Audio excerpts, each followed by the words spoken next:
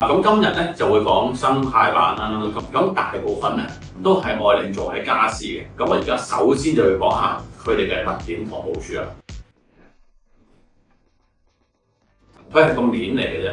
咁中間嘅嘢咧，大部分都係夾板。咁啊，未必一定會話係一啲中纖板啊，或者蔗渣板啊嗰啲啦。我哋唔計嗰類，當中係夾板，因為夾板咧先係一個我自己覺得係合格嘅生態板嘅底。咁個面咧就係屬於生態板啦。生態板咧其實由到尾都係講緊個面，即其實係落面咧理論上係會用呢一個飾面去包住，咁就為之生態板啦。跟住我要講下佢嘅好處啦。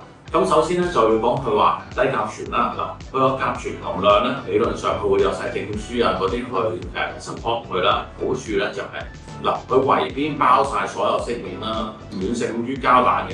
因為咧我試過睇過呢幾年裏邊有個中後期咧就係所有做家私咧大部分都會係做膠板啦，即係你哋叫防火膠板啦。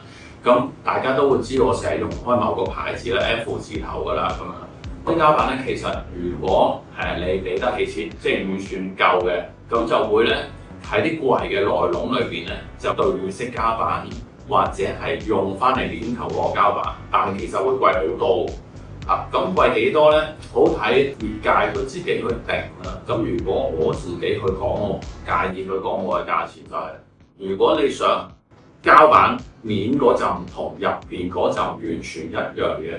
我只有門去計啦，即係唔係話就咁好人貴啦咁就會大概貴30%。